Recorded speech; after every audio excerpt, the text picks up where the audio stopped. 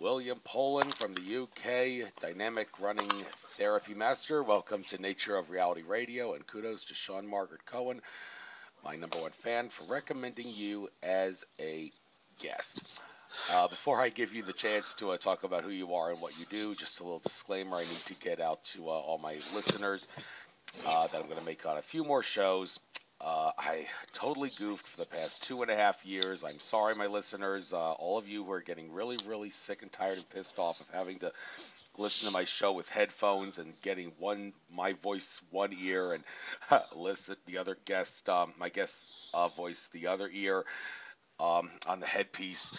I thought all along that was some sort of AI sabotage. I actually thought that there was no way to fix that. Nobody even bothered to tell me what the problem was until, lo and behold, I finally found out that was because I had the stereo function on the MP3 Skype recorder. I've switched it to mono mode, so that will no longer be an issue. So now I have 2.5 years worth of radio programs where if you listen to with headphones, you'll get one ear and the other ear, my guest and my voice. Just suck it up, deal with it. I'm sorry, folks, but that's the way it is. But from now on Nature of Reality Radio, that will not be an issue. So now that I've gotten that out of the way, I'd like to say, William Pullen, pleasure having you on. Sean Margaret has recommended you, and I'd like you to give me the chance to tell your life story, what you do, how you discovered what you do, and you can plug your app, plug your websites. A lot of people do that at the end of the shows, but we can do that at the beginning here. So introduce yourself, what you do. You've got the floor. I will keep my notepad handy. So without further ado, I will not interrupt you. Talk all you want about your profession. No, Andrew, do interrupt me so we have a conversation. Oh, okay. But no, I mean, for your listeners who are interested, I am a running therapist, and I think I'm the only psychotherapist in the world that has its own special kind of running therapy, which I call dynamic running therapy, which I developed about 11 years ago after a sort of meltdown in a relationship, and I took up running. I took up psychotherapy, and the psychotherapy really, really helped me. And the running really helped me. And I thought, well, I'll put them together, train to become a therapist. Then I did a book, and here I am on your show. Okay, that was short, sweet, and to the point. So I guess might as well ask, you want to plug the app, don't you? You wanted to get that out of the way. So sure, but is this not like a question and answer thing? Yes, that's what it will be. But since you wanted to get the app out, I might as well give you the chance to do that. So yeah, I got tons of questions and that I can ask. Oh, great. And whatnot, so. Okay, great. So I have an app which I'm very proud of, which is, again, I think it's the first of its kind. It's a mental health running app, the first of its kind. It's also got mindful running, mindful walking. It's got programs for running with depression, running with anxiety. And I'm excited. It's totally free as well for anybody who wants to try it, and will remain so for several months. Interesting. And I am the kind of guy who loves to do a lot of walking. I'm not really a runner. I am overweight. I can't deny that. I actually like being fat, to be honest with you. I'd rather have a pot belly over a six-pack any day. I actually like that defensive lineman physique, if you get my drift.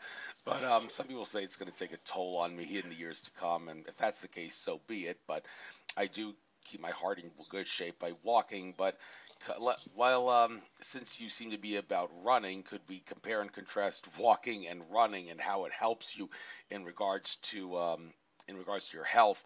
Because running is one thing, walking is another. They're both cardio, but one would think maybe running is more beneficial because you're doing more work, and it would help you more with the things that you're seeking to do in regards to dynamic running therapy. But could it, I guess the best question for me to ask you is, could it be dynamic walking therapy if it has? It most definitely could be. I tell everybody you can do either practice Yeah, I mean, if it's strictly the cardio you're looking for, but this is a form of psychotherapy, so we're not focused on the cardio outcome. That is part of it, and it's obviously healthy body, healthy mind. So that's why I wanted to include the body. It also is very helpful if you're with a therapist or even without, and you're holding a question or a thought in your mind when you're running or walking, but running more. There's something about getting your blood moving a little bit that helps in that strange creative process that is running. But walking can be that too. Even a road trip in a car, actually, sometimes can be a great meditative. I think maybe better to be the passenger than the driver. I don't know. But I'm interested by what you were saying, Andrew, in the piece about being happy with your linebacker body. I think you might find that you outlive quite a few people who are what's it called? Orthorexics, which is a new class of people who use all of these devices, Fitbits and whatnot, and then they track all their metrics all day long, end up isolating themselves and becoming rather self-obsessed. And it's not really going to make you live much longer, or if actually might make you live shorter. So you may bury all of us, Andrew. How about that? Yeah, just a second. There's a plane over the distance here. I want to make sure it gets out of the way before I start speaking. Okay.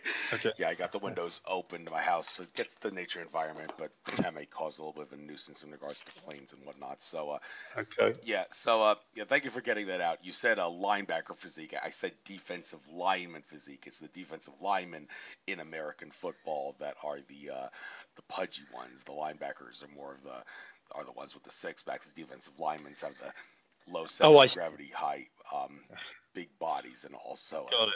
yeah.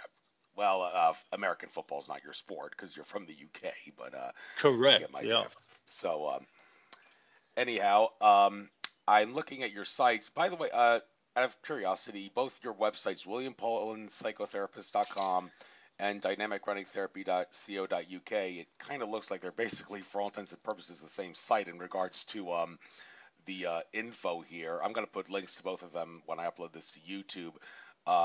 But are they, for all intents and purposes, the same site, basically? Yeah, they're very similar. Yeah, I think the one of them, the dynamic running therapy one, I think it is a little easier to access the app and the book. So why don't you put that one up? Okay. Well, I guess we'll go one level, one subject after the other here. Um, in greater detail, I see under the therapy tab there's addiction, anxiety, childhood issues, depression, and relationship issues. Okay, let's start with addiction. There's the old cliche, anything can be addicting, but no one can deny certain things are more addictive than others, and certain addictions can be fatal.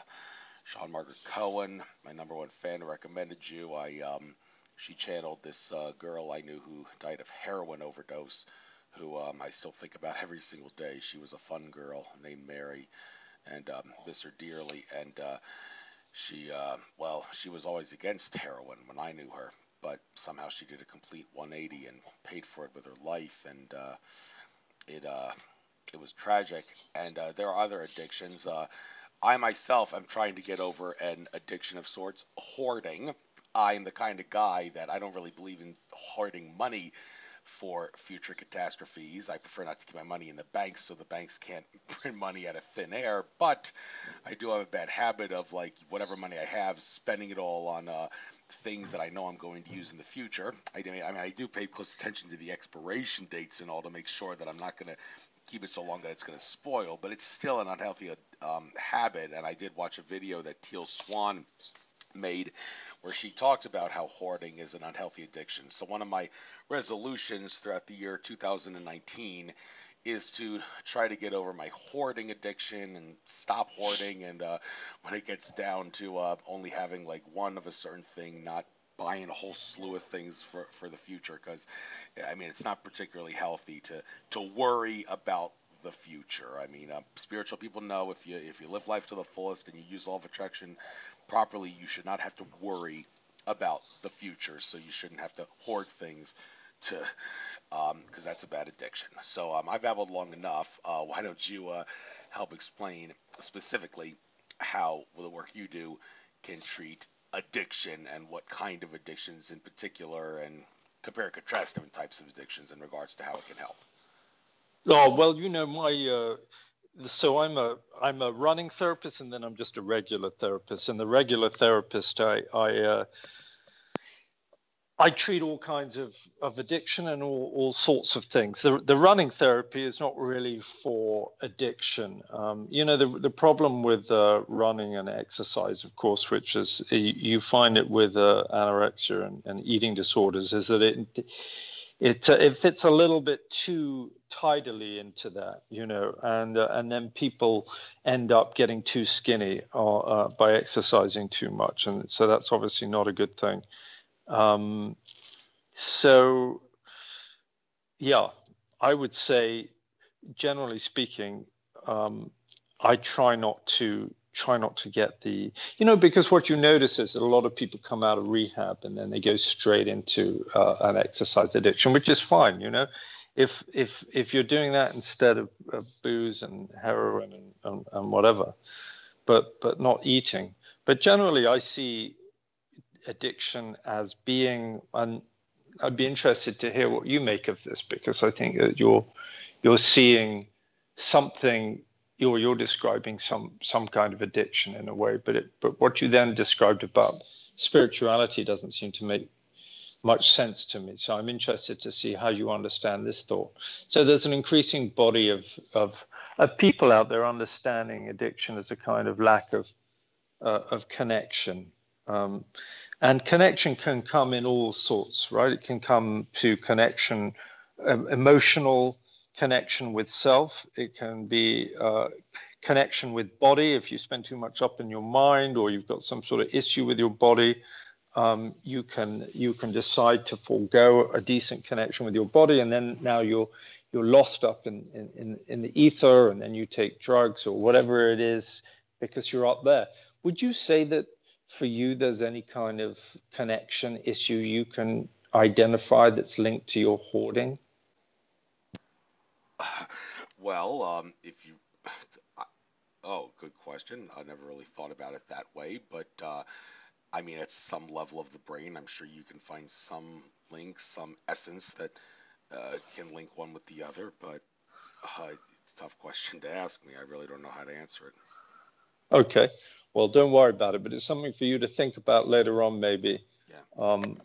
Yeah, I think I like this. I like this theory.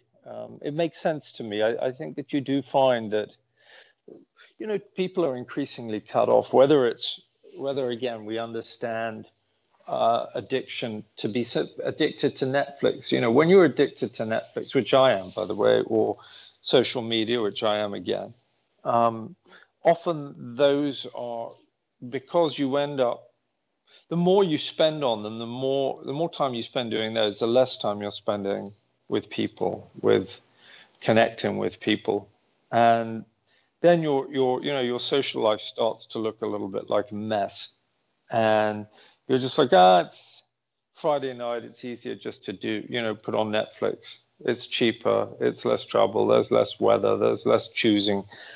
And so soon you are in this sort of almost addictive state with it. So, and again, and it has got to do with connection. So I don't know. I like it. It makes sense to me. I feel that, and I've had addiction issues with other things over the years, and all of those I think I could put down to in part an element of connection, struggling to connect with self, struggling to connect with a community, or struggling to be part of something that I didn't feel like I was part of, maybe a successful career, or maybe I didn't have a girlfriend. I don't know, something like that. Does that make sense to you? Of course, it makes sense. I don't know if there's any other way you could have explained it. So thank you for explaining that. And I guess we'll go down the list now to anxiety.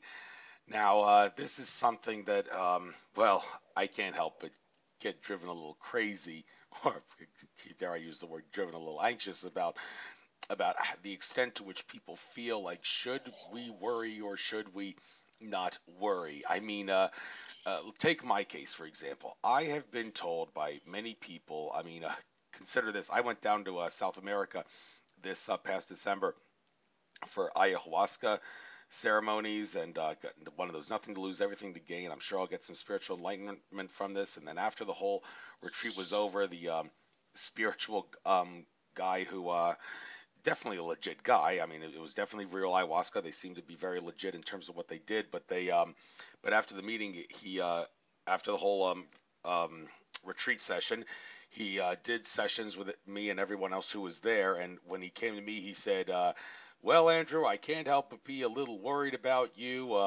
I would actually suggest, when you go back to America, maybe getting a little therapy and medication. You come across as a schizophrenic, and I don't know how this is going to go well for you." And I'm thinking, wow, of all the things for an ayahuasca shaman to tell someone. I mean, I give him a little credit for being a good analyst in regards to being able to, like, diagnose me in a sense and realize that I'm unique among other people, and I come across as someone who's like more willing to talk about all kinds of things, like someone but for him to assume that I'm a schizophrenic or someone with an autistic spectrum disorder, but for him to say that and suggest medication when a lot of the medications that therapists offer, that psychiatrists offer, does more harm than good, it seemed kind of disturbing. And for him to actually suggest that I should be anxious about my life was kind of upsetting. And not only that, I have been told by other people, including my own parents, that what I do in life, talking about the things I do to suppress fear and spread love and get conspiracies and truth out to the world, it's not normal, putting the word normal in quotation marks, compared to other people. And they're always telling me things like, as if I should worry about my future, I should be anxious about my future. And my counter argument to them is, listen, there's a thing called the law of attraction. If I live positively and live well, everything is going to work out nicely, I assure you. And unfortunately, since they are not spiritual and they haven't attained that level of consciousness, they don't seem to understand that, and they don't really understand the universe is going to help you. And it's been very depressing for me, to the point where I will confess I have actually threatened my own parents, telling them that if they stand in the way of my mission here on Earth, I will hammer them hard, because they don't have the right to be a slave. You stand in my way, you're just as bad as the control system. And for you to actually suggest that I should be anxious about how my life is going to affect me in the future is a hindrance to me, and it's a hindrance to the awakening of society. Stop it, or I'm going to make your life miserable, because you leave me no choice. And my parents looked at me like with open eyes, like, did he just say that? And well, they kind of stopped hassling me about the future and being anxious about the future, because they kind of ran out of ideas, knowing that I'm not going to stop, and I have no intention of stopping. But the point I'm trying to make with this is, there are so many people in the world who think that you should worry about the future. And in my case, people like me, you should definitely worry, because you're not normal compared to other people. It's a tough thing in life. So how do you have any, well, advice, if that's the best word? And is there any way, and I guess I, of course, explain how you feel is the best way to handle anxiety? Oh, well, Angel, I'm sorry about your experience with the shaman. Um, did he make that observation before or after you took the ayahuasca or whatever it's called? Well, it was after the whole ceremony. We were there for about a week. We did 2 ayahuasca ceremonies and 1 San Pedro ceremony, and then we went to Machu Picchu. And I didn't do anything stupid or anything like that. I was just more open-minded and talking about things that the other people there weren't talking about, like astrology and everything. And for him But to you took actually, the drugs. You took the drugs, yeah, I did take the ayahuasca and the San right? Pedro. Okay, right. Yeah, I was just curious, that's all, because I don't know what that's. I mean, I know a tiny little bit about it, so I was curious what that journey was like, and wondering how much you recall of it, and what of it, it might have, whether you got a chance to ask him, more specifically, what part of what I've said or what I expressed when I was on my journey made you come to the conclusions that you have. It would have been nice for you to have a chance to examine that. No. Yeah. Well, I think this stuff helped me. The ayahuasca caused me a great feeling of coziness and whatnot, and the San Pedro was really weird. It was like trying to bring. I also did peyote in Arizona back in 2016, and if I had a choice between San Pedro and peyote, I definitely picked peyote. It seemed like the San Pedro was a little bit more. Well, it actually caused a little bit of anxiety, but it didn't cause bad anxiety in the sense that it was bringing negative thoughts to my surface, but it wasn't disturbing me, the negative thoughts about as much as they would if I wasn't under the influence of San Pedro. And it's like it was trying to cleanse me of those negative things. It was still a fun experience, though, even though that was happening. It was kind of weird, though. But anyhow, well, now that I've gotten my experience out of the way, specifically about anxiety, I want to ask you, how do you go about helping people with it? Well, when they come to me as clients, we look at holistically at their entire life, every element of it. And actually, all of this, I've got programs in my book, Running with Mindfulness, or even on the app, which is free, a 20-session walking or running program for anxiety, and they all do the same thing. They ask questions and look at your relationship with yourself, the choices that you've made, your expectations in the world, and then on a physical level. You see, I think anxiety is a lot about control and feeling powerful. And I think when we don't feel powerful, I think we feel anxious. So that's part of it. But I also highly recommend people burn that anxiety off. You need to use. Roland May described anxiety as being the sort of the burning essence of life, and it is. It's a kind of buzz, and it's the buzz to remind you that you need to be doing something, because you are not made to sit at home wondering about the world. If you do that, you will end up feeling anxious. You're organically, you're supposed to be involved in the world. Most exactly, you're supposed to be reproducing. And after you've reproduced, you're essentially supposed to be sort of trying to stay alive so that other members of the tribe don't beat you to death now that you're redundant. And so you create your position amongst the other monkeys. And I know you have a more spiritual vision, but my vision is spiritual as well, Andrew. I don't see monkeys, ourselves as animals, as any less spiritual than ourselves as other kinds of sentient beings. Would you agree with that? Well, we're all infinite consciousness, so Yeah. Of course I would agree. Of course, when you understand it that certain people have attained higher level of consciousness than others. I mean, the Mandelbrot set, which is a mathematical representation of the fractal nature of life, certain people would have a bigger Mandelbrot set relative to other people within the Mandelbrot set, simply because they've attained higher levels of consciousness. I mean, someone in a vegetative state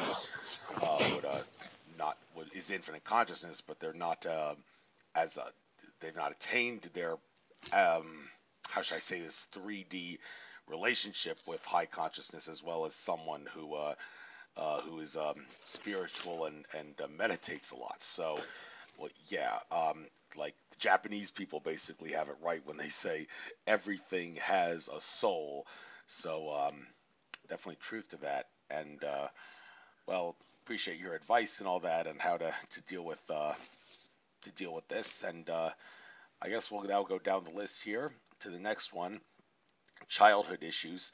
This comes up, when I see this mostly makes me think of mind control, about how when someone is very, very young, you can traumatize them and open honeycombs in their brain, whereby if you put like a trigger word in there, and then many, many years down the line, you can activate that area of the brain by accessing the trigger word when the person is, well, I don't know, at a school or something, and then have them shoot up the school with a gun, simply by activating the trigger word and this was done many, many years ago. Now, that's an extreme level of a childhood issue, a childhood trauma issue, where someone was abused to a great extent as a child. But there are other kinds of issues, like I myself had a big childhood issue that I'm trying to deal with my family and all. I had a father who had kind of misled me and everybody else for many years. I was under the impression that he had quit his job as a database administrator with Unisys when around the year 2000 to become a stay-at-home dad, and every excuse that he gave to try to justify his decision made absolutely no sense. We're making too much money as a family.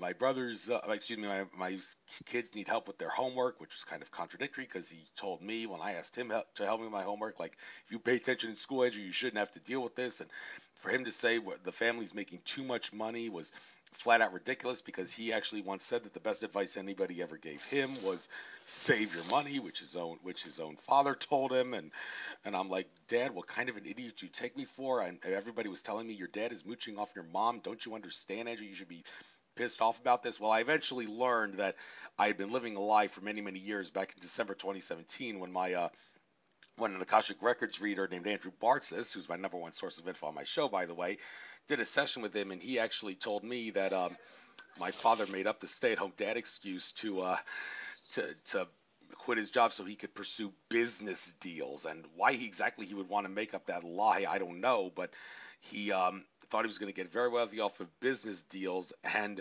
the problem was, by making up that lie and causing so much confusion and problems within the family, it caused a lot of childhood issues with me, which probably did cause a lot of trouble regarding money with me and all. And well, I've been doing a lot of work to try to solve the problem. I do listen to a lot of audios and such, which contain subliminal cues and sounds, which are designed to get rid of the subconscious blocks in your brain that will that prevent the law of attraction from manifesting money for you. But still, it was very hard for me to have to deal with something like that. It just goes to show you that if your parents make up a lie and it affects you, it can take a toll on your life. And well, it's a shame I had to wait so long to figure out the truth. But the point is, childhood can be very traumatic for a lot of people, and it does take a toll in the future. And you obviously make that clear with your the fact that you put childhood issues as one of the tabs under your therapy bar here. So why don't you got the floor, elaborate in great detail on the childhood issues and how you can deal with those issues? Yeah, so I think with childhood issues, I think you've kind of described, obviously you've done a lot of work yourself, and you've got a lot of illumination. I think that illumination is 90% of the game. Well, maybe it's 75% of the game. You need to understand what happened, why it happened, but then maybe as big a part, actually. So now I'm down from 95 to 75, now I'm 50-50. I would say maybe 50-50. You have to decide what you want to do with that information. What a lot of people, they come into therapy and they think that it's a treasure hunt. They think that they spend enough time with their therapist, invest enough time and effort and money, and months later they discover, yes, here was this moment. This is why I'm anxious. This is why I'm depressed as an adult, because, mummy had an affair with daddy and nobody told us, or whatever it may be. And actually, for a lot of people, that is a really important moment. But I would say just as many people suddenly are aware of something quite bleak, which is that, yes, they can now see how that influenced them and the choices that they made and how that impacted them. Not just the event, but more often it's actually the adaptations, the things that you take from that event, feelings of worthlessness, and then changes in behavior because you feel worthless. Maybe you become less sociable, you rely on your looks or your brain, or you find something else to rely on and leave this other part behind, and then years later you feel sort of unintegrated. And you're in therapy. And so finding that moment often is not enough, even mapping the adaptations and the growth. the maturation of the self and the narrative and the story and the beliefs and the values. But it all brings us back to the here and now. And I know that there are a lot of people who think that the royal family here in the UK are members of the lizard world, a lizard royalty, which they may or may not be, I don't know. But I do know that one of them, even if he is a lizard, the Duke of Sussex, otherwise known as Prince William, and his brother, and their partners indeed, do a lot of great work around mental health. And their message, which is all about breaking the stigma, particularly around depression and not sharing what's making you feel depressed, is a fantastic message, because the isolation that comes, the shame and isolation that tend to come with depression, then make the depression itself about 8 times worse. So it becomes a terrible cycle. So not isolating and talking is a big part of it, and that's a good change in behavior. But I feel like they're missing out a really important part, because I don't want the young of today in England to get this message that, you know, if you sit around with 8 other depressed people, instead of being at home, now you can all be out and depressed. That is better than being at home. But actually, don't spend the next 5 years with 8 other depressed people. Just try and find some people who aren't depressed. And better still, try and go and do something and look at your life and where and how it could be improved, and make some decisions and some serious behavior choices. Change your career, change your partner, change something, change your relationship with yourself, change your habits, walk rather than take the bus, run rather than whatever it is. Just body, mind, spirit, everything. Find your excitement again, find your passion. If what you're doing leads you to feel pointless in the world, well, then go and find some point. You know, it may pay less. It may involve risk. You may have to give up a career that you've worked hard to invest in. But it may be the best thing you ever did. I did something like that, and I've never looked back. But, you know, I had to get seriously depressed to get to that point, to realize that's what I needed. You know, that's all in my TEDx talk. If anybody wants to watch the story of my meltdown, it's on YouTube. Movement is Medicine, it's called. Does that make much sense to you? Yes, it does, and thank you for getting that movement in medicine out thing. People would certainly behoove them to look into that, I guess. And well, moving down the list here, got a couple more things here. The depression issue. Okay, that's the next one, depression, and this may be the worst of the worst when it comes to issues to deal with. When people are depressed, they kind of lose it, and you got to be cliche about it. But anyhow, the problem is some people will use depression to justify like not doing things that they should be doing. I mean, when does it become okay to tell a depressed person suck it up and stop being a baby and do what you should be doing, and don't be using this depression as an excuse to stop it? But well, of course, the law of attraction plays a big role in this. I mean, you manifest what you give. You get what you give. You reap what you sow. So if you are depressed, that raises the question: to what extent can you blame yourself? Should you blame yourself for your depression, because the law of attraction plays a role there? But on the other end, this is one area that I tend to want to agree with, to disagree with some people. Like Zulu Shaman Credo Mutwa said, the best advice anybody ever gave him was, you have no one to blame but yourself, which his mother told him. And I'm thinking, Credo, I don't know if you should maybe say that it's entirely true, because you understand, in this matrix world, this prison planet we call Earth, which unfortunately still is a prison planet, there is free will interference. And when there is free will interference by a system of domination and control, then to say that you have no one to blame but yourself is kind of looking at it the wrong way. And that raises the question, does the fact that there's free will interference mean that people who are depressed should be blaming parts and factions of the system of domination and control for their depression? Well, that's my number one question, and then so please answer it, and please explain, what do you see as the best possible ways, based on the work you do, to deal with depression? I think it's not I don't think it's helpful framing it in a blame context. As you put it, it's a complex matrix. Whether you believe that whatever you consider the moving parts in that matrix, and we all have our personal belief system, and it tends to be pretty supernatural for all of us. Let's face it, some people are just more honest than other people about that. Yeah, it's a tough one, right?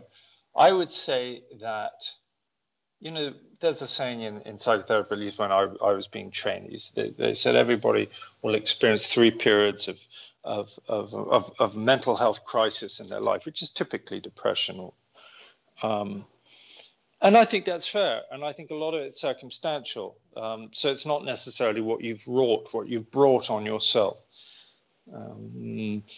Take getting fired, take your wife leaving you for another man. There are all sorts of things that can trigger terrible depression. You can find yourself exploited by a corporation. The tax man can come after you in what you consider an unfair thing.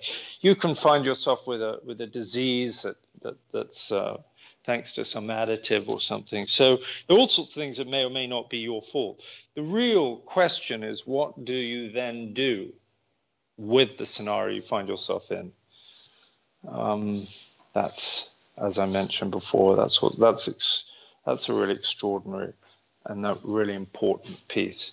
You have to be in a place where you think, okay, so this is happening to me. How can I change this?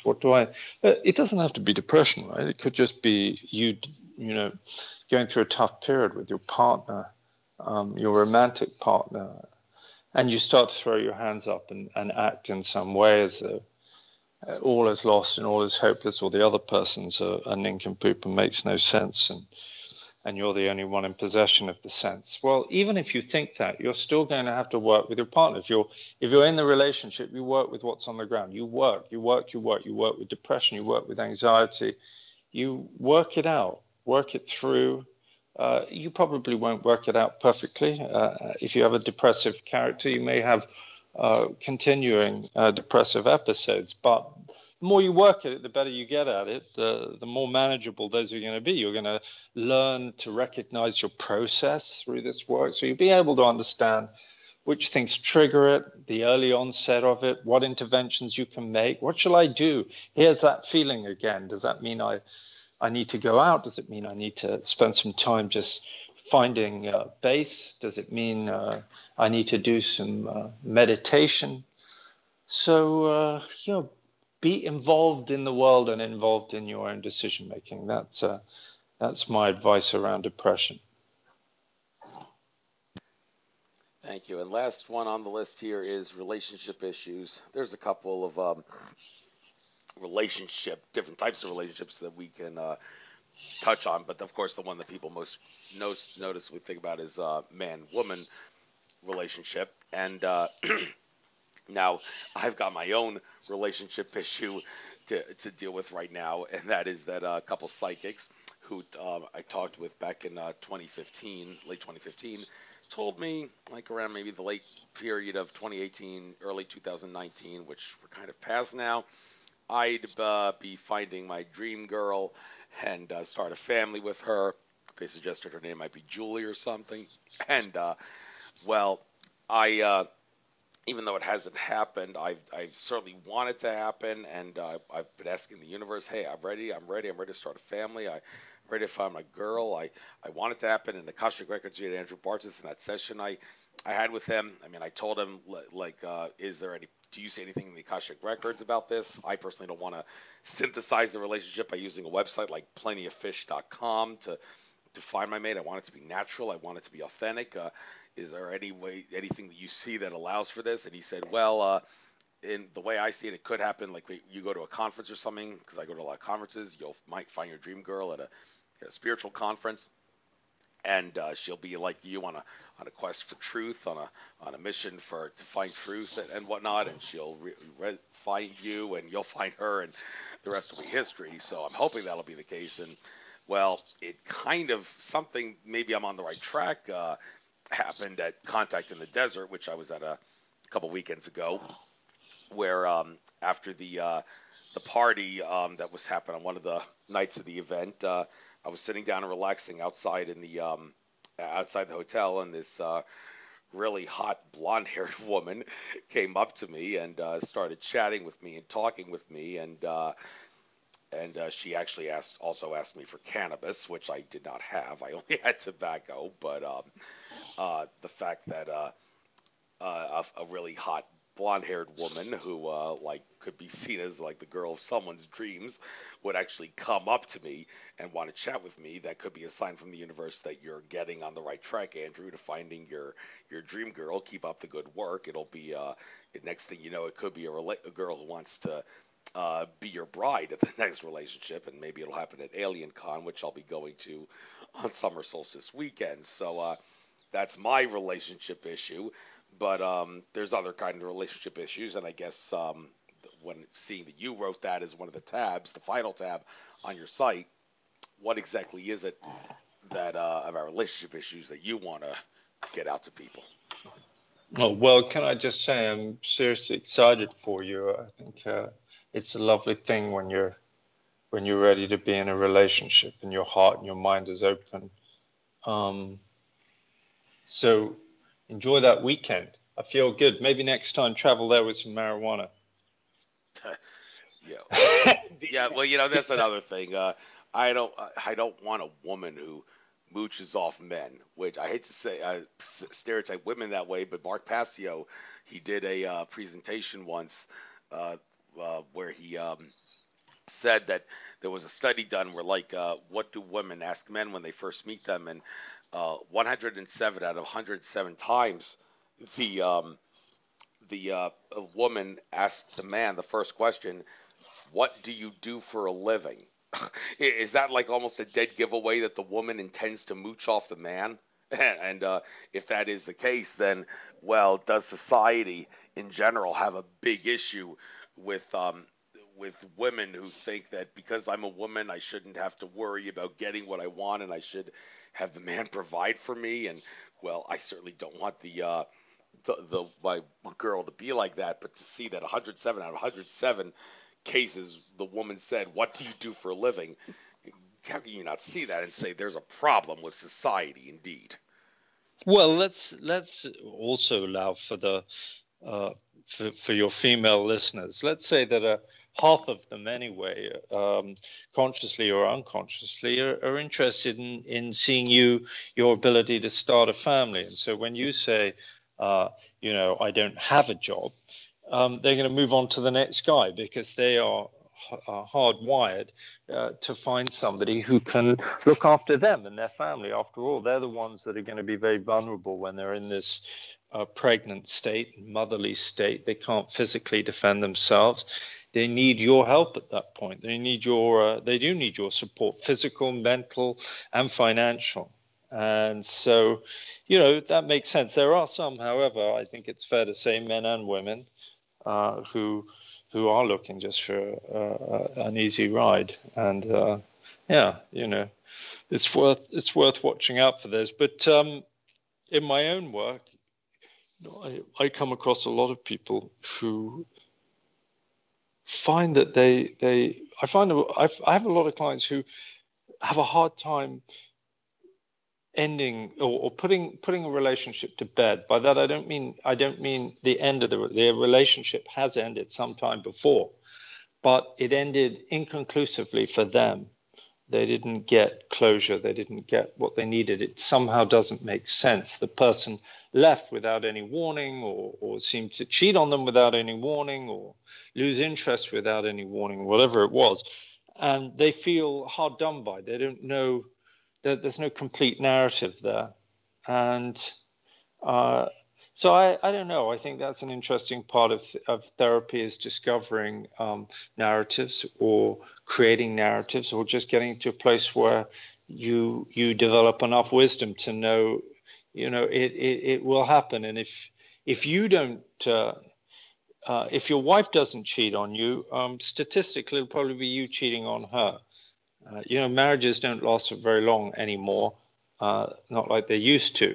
So if you look at the statistics, it might, whether you're the aggrieved party or the party that's doing the aggrieving, if that's English, there's a thin line between the two. And in the first 5 years of a marriage, it might be you that was teetering on that kind of behavior, and the next 5 years it's her. And so it swings back and forth, and there's some strike point. But it could have equally been you or them. And I don't know. I like Brené Brown's take on no, not Brené Brown. Who's that fantastic couples therapist? I can't remember her right now. Belgium. Anyway, who? I don't know either. Okay, it'll come to me. And she understands infidelity as a kind of communication. Not always, of course, but certainly in relationships where both parties sort of want to stay together, or maybe one does more than the other. And rather than sort of sitting them both down and going, you've done bad and you need to feel bad and you need to get over feeling bad for what they've done, she turns it into a kind of communication. And quite often what you see is that the person who's cheated on really hasn't made much of an effort in the relationship, and maybe it's because they thought that the other person wasn't making any effort, and it bounces around. But you see ultimately the infidelity as an expression of where the relationship is, rather than just a sort of cataclysmic end to the relationship. I think that's useful. So I'd love to just share that idea with any of your listeners and who are suffering that right now, and to try and find the name of that woman. Oh my goodness, Belgium. She's from Belgium, and she's a sort of sex therapist. If you just Google that, you'll find it.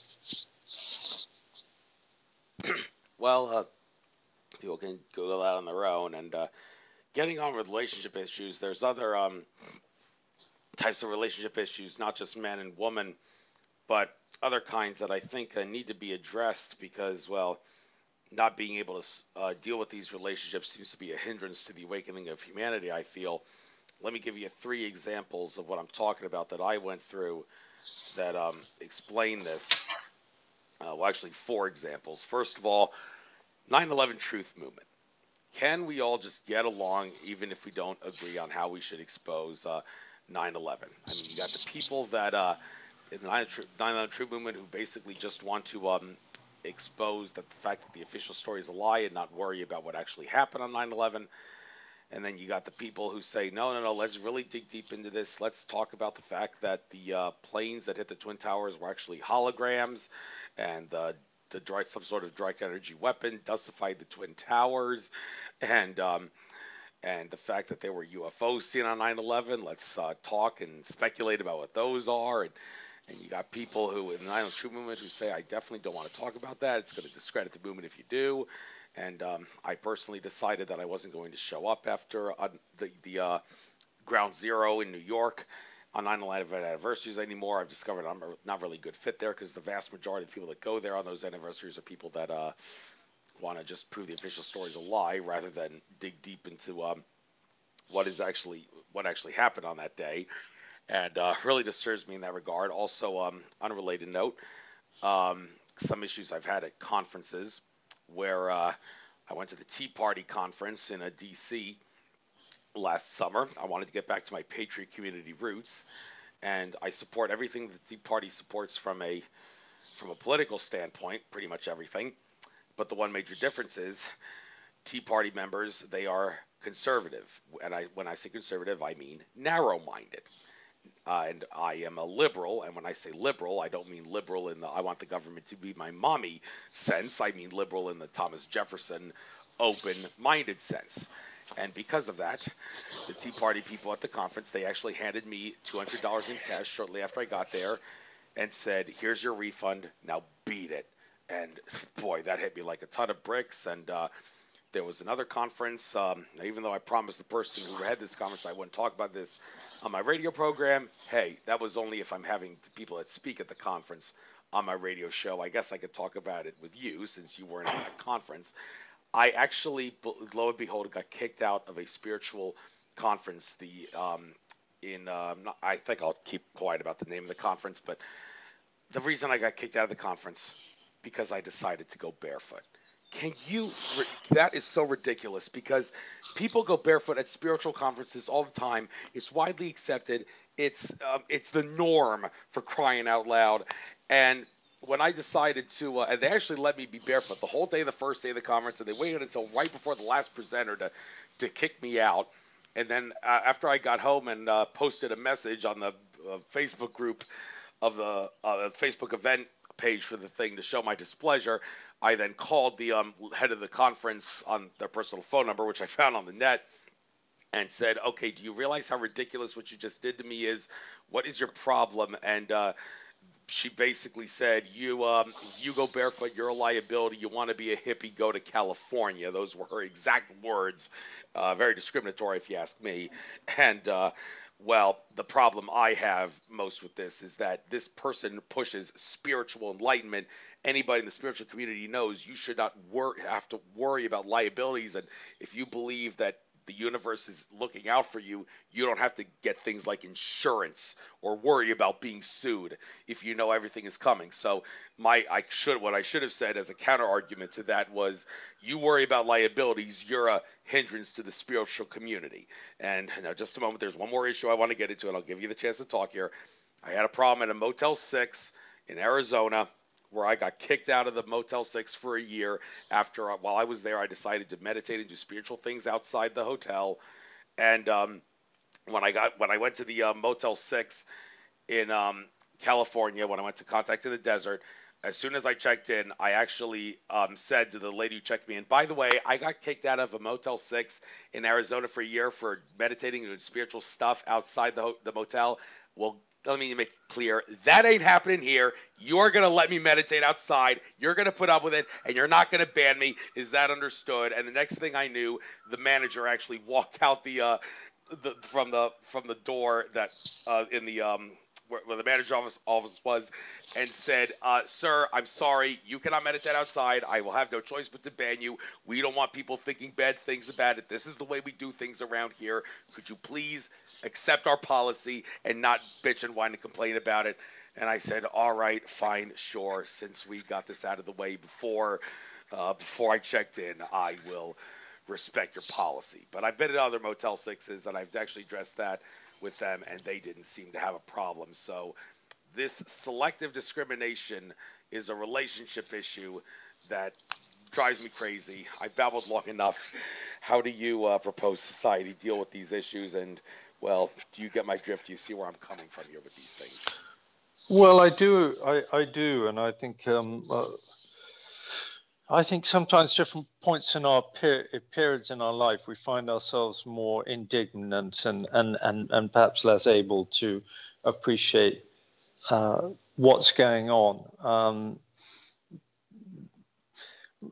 Let me say this, that some of your statements about we in the spiritual movement, you're never going to find anything more diverse than the spiritual movement.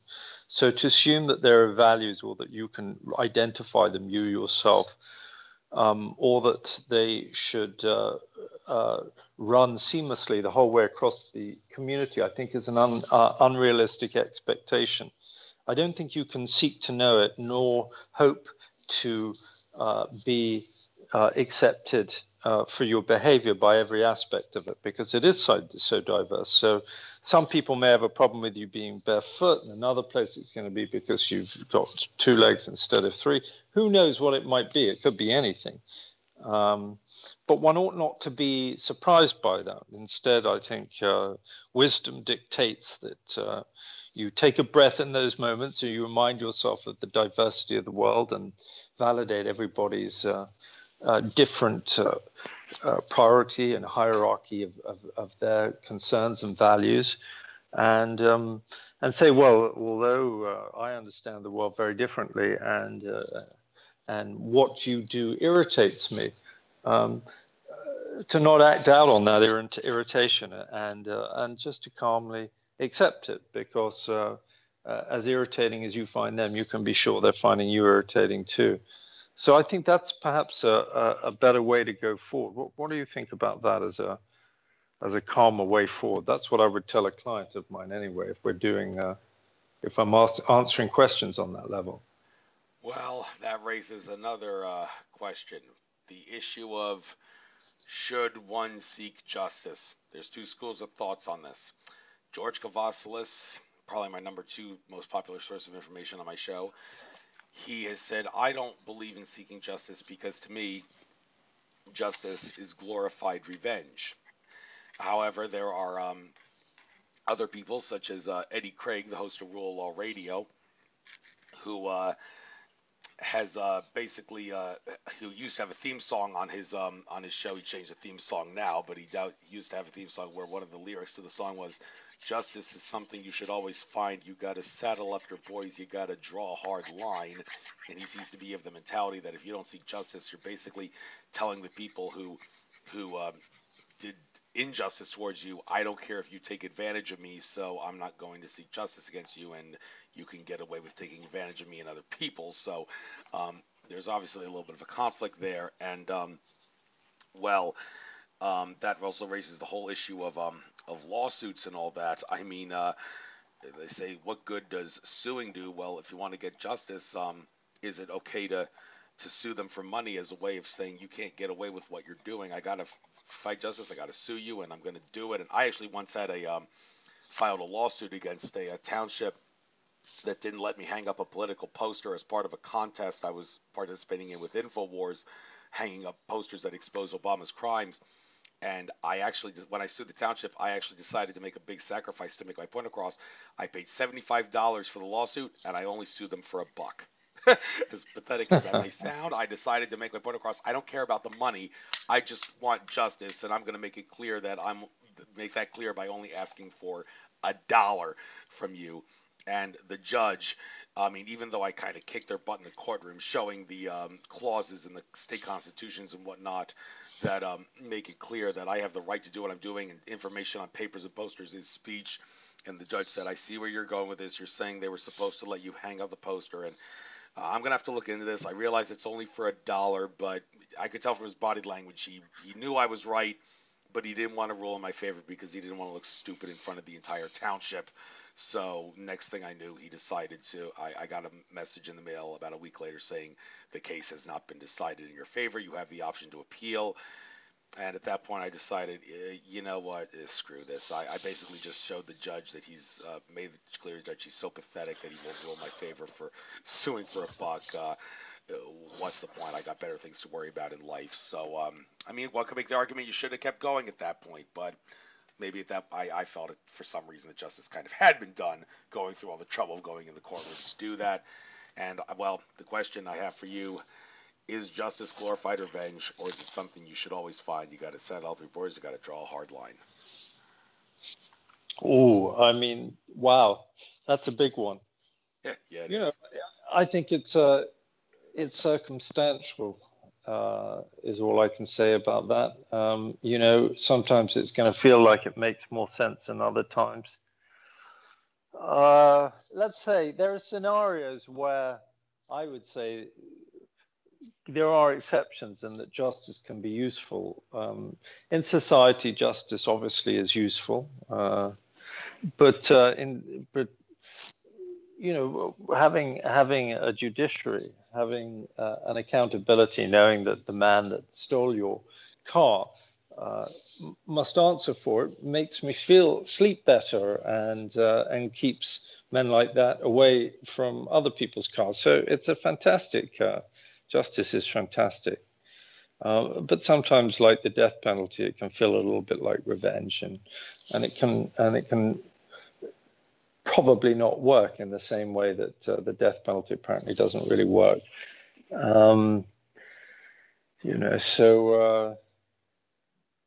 So that's what I have to say on that. Ultimately, justice is a good thing. Revenge, not a good thing. Revenge is like shooting yourself in the foot, mostly. It's better to breathe and let it go. Well said, well said. And actually, looking here, where I am on the where I am section on your website here. Some of the other categories here, you have all the categories I found in the top tab, as well as a few other things here. Looking down the list here to see how to deal with these things. We didn't talk about insomnia, the inability to get adequate sleep. People suffer insomnia for different reasons. But one thing about sleep that I've heard that I think is worth getting out often.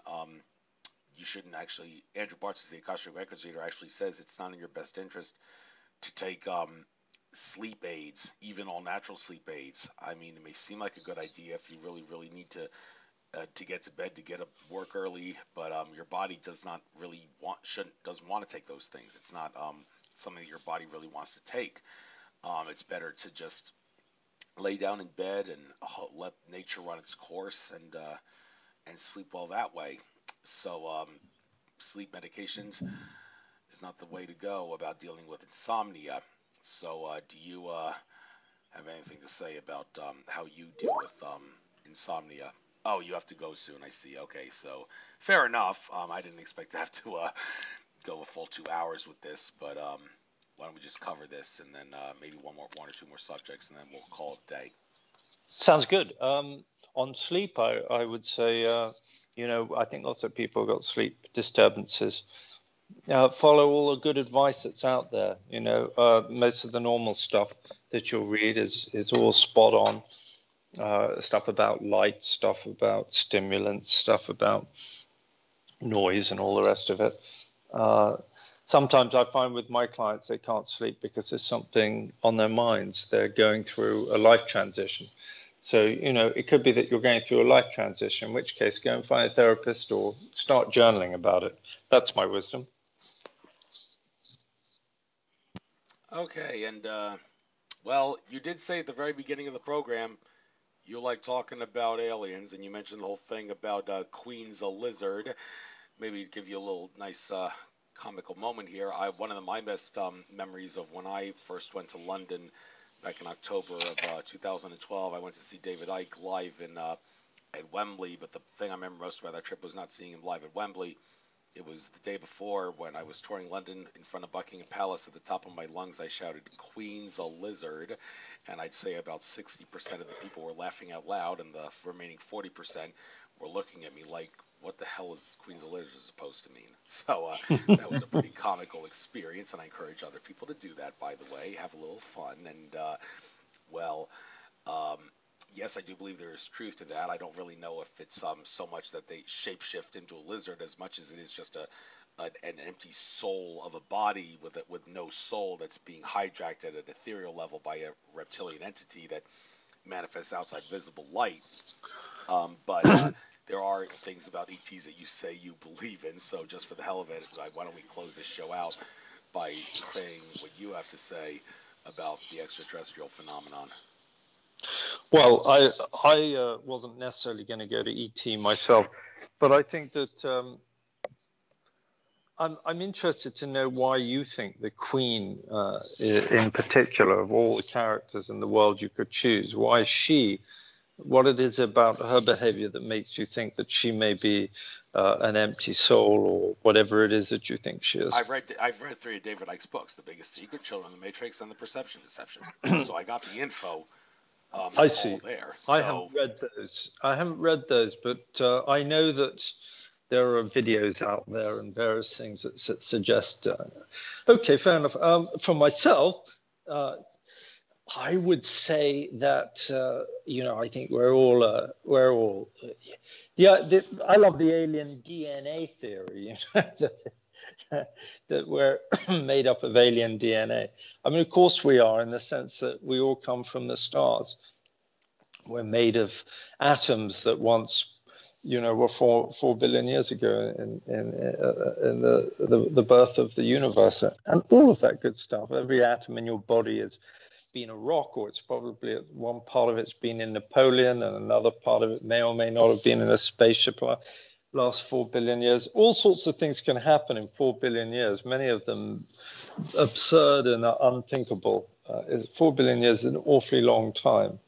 That's 4,000 million years. If you think about how many lifetimes that is, let's see, if you lived 40 years, that would be 10 million, that would be 1,000.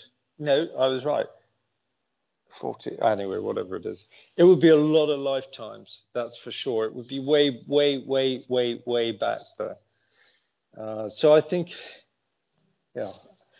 Whatever anybody wants to, however people want to see it or believe it. I do think, though, I would say this about your 9/11 theory. If you listen to, and again, you may think that he's some sort of lizard, but take somebody like Danny Kahneman, who the Nobel Prize winning economist who did all the work on bias consciousness, mental models and whatnot. He talks a lot about how people are inclined to, how conspiracy theory is a kind of mental model. It's a kind of bias that you have in your head that you can't quite see. You can't see it. So it's the water that you swim in, and so you have to be very careful. And there are so many things. I'm glad that you mentioned holograms. And planes, because I think that the people who are a level below that and believe that the US government decided that it was worthwhile assassinating 4,000 of its own people and created a vast conspiracy of which not one single person has come forward and said, I feel terrible about this, or somebody came across a file and said, oh, look, here it is. I think that those people are really living in kind of an unlikely world, because it's you just don't get that many people creating conspiracies. It's too difficult to pull off. Statistically, it's very, very, very, very unlikely, and we can only think with common sense and statistics. Otherwise, we might as well consider anything. So I think your, hologram and God knows what else, you might as well believe that. It's either just as it looked like, a terrible act of terrorism, or you have to draw the conclusion that it's something truly fantastic. But it's not some kind of, there's certainly, yes. That's my thoughts on that. And good luck to all the lizards and everybody else out there, whatever you are, monkey, lizard, alien, good luck. Yes, and of course, good luck to you too. And well, for the record, just for the hell of it, Edward Snowden does have documents that expose 9/11 was truth movement was right all along. Ted Marr at a conference that I was at in June of 2016, a couple of presenters there said he wants to release that. The only reason he hasn't is because he's been getting threats saying that people will be murdered if he does. And Donald Trump was also threatened by Henry Kissinger, who said, "You will do what my minions and me tell you to do, or you and your family and business partners will be dead." And when I hear that, I say, listen, stop giving into the fear. Stop worrying about what might happen. Suck it up. Expose truth. Take it like a man. You can't give in, or you're only going to postpone the awakening of humanity. So, and some people have, like Brad Johnson, the Chancellor Jonas said, 2019 will be the year that the mainstream media and or mainstream government does acknowledge that 9/11 truth was right all along. We're halfway through the year, so hopefully it'll happen before December 31st finishes in 2019. So with that being said, William Pullen, it was a pleasure having you on. Kudos to Sean Margaret Cohen for recommending you. Learned a few things myself here about how to deal with depression, anxiety, and all sorts of other things. I trust people will try your technique and all that, and download your app and everything. I will get this uploaded to YouTube by midnight Eastern tomorrow at the absolute latest. I got to go to work now, so I really can't spend any time downloading this video into a format that's uploading, but I will do that when I get back from work, and I will upload it, and I'll post the thing on your Facebook page when I do, so you can spread it far and wide. Thank you, William Pullen. Take care. Namaste. Thank you, Andrew. Bye-bye.